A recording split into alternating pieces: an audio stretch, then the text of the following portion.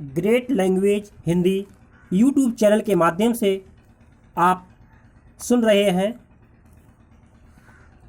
आज हम बच्चों आपको पाठ पुस्तक क्षितिज भाग 2 क्लास 10th में काव्यखंड पर आधारित सूरदास के प्रथम पद के बारे में व्याख्या बताने जा रहे हैं। पद का शीर्षक है ऊधो तुम हो अति बड़े भागी। पद का शीर्षक है और इस पद को महाकवि सूरदास जी द्वारा रचित उनकी प्रसिद्ध रचना जिसको सूरसागर के नाम से जानते हैं, उसी में एक अंश भ्रमर गीत के नाम से भी है। उसी से इस पद को आपकी पाठ पुस्तिका क्षितिज में रखा गया है।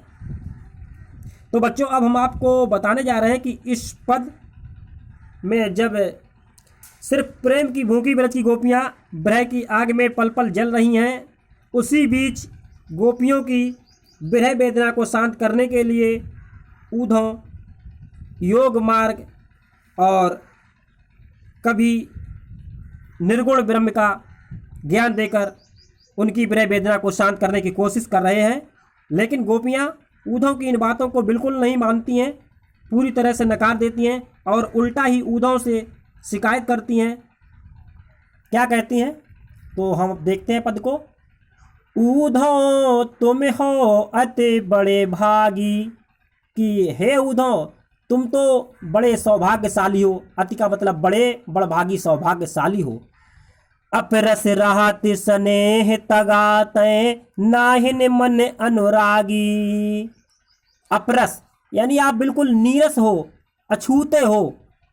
स्नेह तगाते प्रेम रूपी धागा से, स्नेह तगा मीन्स धागा, प्रेम रूपी धागा से तुम बिल्कुल अछूते रहे हो। और नाहिन मन अनुरागी, और नाहिन का मतलब ना ही आपके मन में प्रेम उत्पन्न हुआ और ना ही आप प्रेम रूपी धागा से अछूते रहे। पुरैन पात रहत जल भीतर तारस देह न दागी। पुरैन पात यानी कमल का पत्ता। जिस प्रकार से कमल का पूरा पौधा और कमल का पत्ता पानी के ऊपर तैरता है, लेकिन उस पत्ते के ऊपर कोई भी दाग नहीं होता है। तारस देह न दागी, उसके ऊपर कोई किसी प्रकार का दाग नहीं होता है। ठीक आप उसी प्रकार से आप पर कोई असर नहीं पड़ा, प्रेम रूपी आप पर कोई असर नहीं पड़ा। ज्यों जल माह तेल की गागर बूंद न ताकों लागी। जिस प्रकार से किसी गगरे में, गागर या घड़े में चारों तरफ से तेल चुपड़ दिया जाए और उसको पानी में डुबोया जाए तो पानी में कोई असर नहीं होता है। गागर को जब बाहर निकालते हैं तो उसमें पानी की एक बूंद भी नहीं आती है। जिस प्रकार से जल के भीतर उस गगरी को अंदर करते हैं पानी में तो कुछ भी नहीं होता है, ठीक उसी प्रकार से आप पर भी कोई असर नहीं हुआ।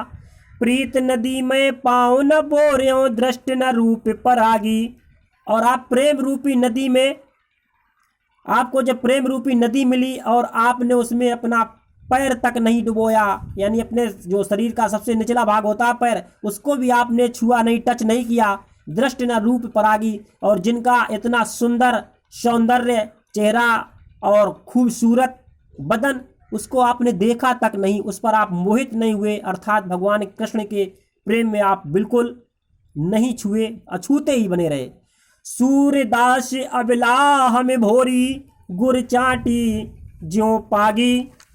अब यहाँ पर सूरदास और गोपियाँ दोनों मिलकर के इस कथन को कह रही हैं कि हम सभी जो गोपियाँ हैं भोली भाली हैं, यानी हम ऐसी महिलाएं हैं जिस प्रकार चींटी गुड़ में लिपट जाती है, और उसी प्रकार गोपियाँ भी भगवान कृष्ण के प्रेम में इस तरह से अनुरक्त हैं कि वो भगवान कृष्ण के प्रेम को बिल्कुल नहीं भुला पाती हैं। तो इस तरह से हमारे प्रथम पद का आपको ये भावार्थ यानी व्याख्या सुनने को मिली, और आप सुन रहे थे great language Hindi YouTube channel presented by Keshav Nandan. आप हमारे चैनल को लाइक, सब्सक्राइब एंड कमेंट भी करिए, और आप जो भी और अधिक देखना चाहते हैं उसके बारे में हमें कमेंट में ज़रूर शेयर करें। जय हिंद, जय भारत।